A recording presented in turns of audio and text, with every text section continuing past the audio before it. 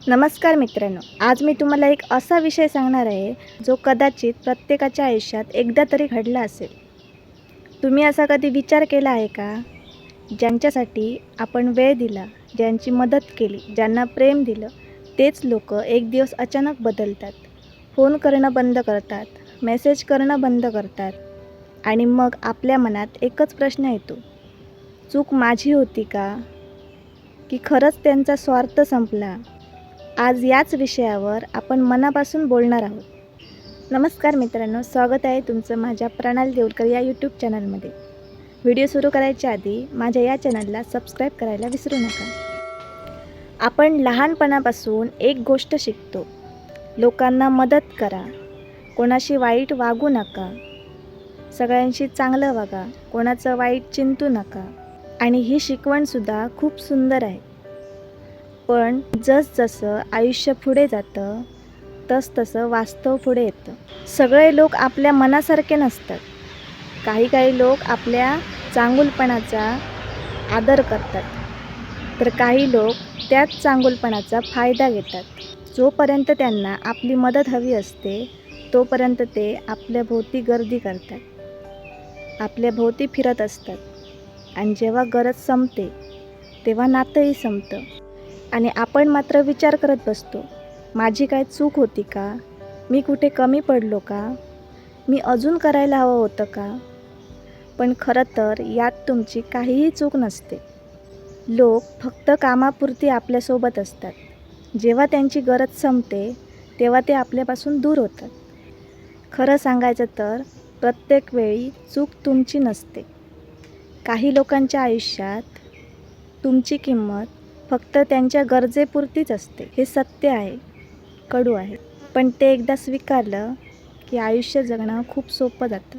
बघा, एका झाडाचाच विचार करा ना. जोपर्यंत त्या झाडाला गोड फळं लागलेली असतात तोपर्यंत लोक त्या झाडाभोवती गर्दी करतात, त्याच्यावर दगड मारतात, फळं तोडतात. पण जेव्हा त्या झाडाला फळं लागणं संपून जातं तेव्हा त्याच्याकडे कोणीही बघत नाही. त्या झाडाभोवती असलेली गर्दी हळूहळू कमी होते आणि मग त्या झाडाकडे कोण वळूनही पाहत नाही. झाड बदललं नव्हतं, फक्त लोकांचा स्वार्थ बदललेला.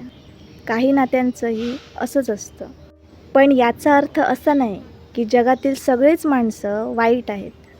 काही माणसं आपल्या कायम सोबत राहतात, आपल्याकडे काहीही नसताना कायम सोबत उभी राहतात.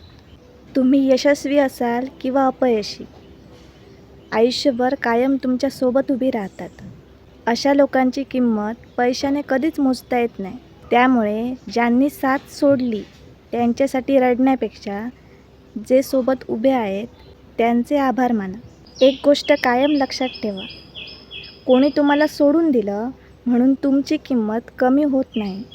सूर्य मावळला म्हणून त्याचा प्रकाश कमी होत नाही, तो दुसऱ्या दिवशी पुन्हा उगवतो. तसंच तुमच्या आयुष्यातसुद्धा नवीन माणसं येतील जी तुमची किंमत ओळखतील. म्हणून स्वतःला बदलू नका, योग्य लोकांना निवडायला शिका. मित्रांनो, जर आजही तुमच्या आयुष्यात अशी एखादी व्यक्ती असेल जी स्वार्थासाठी आली आणि निघून गेली तर तिचा राग करू नका. कारण काही लोक जी आयुष्यात येतात ती साथ द्यायला येत नाही, तर आपल्याला एक धडा शिकवण्यासाठी येत असतात. आणि तो धडा म्हणजे स्वतःची किंमत ओळखा. मित्रांनो, जर हा व्हिडिओ तुम्हाला आवडला असेल तर ह्या व्हिडिओला लाईक करा आणि तुमच्यासोबत अजूनही माणसं जी आहेत त्यांना शेअर करा. आणि माझ्या प्रणाली देवकर या चॅनलला सबस्क्राईब करायला विसरू नका.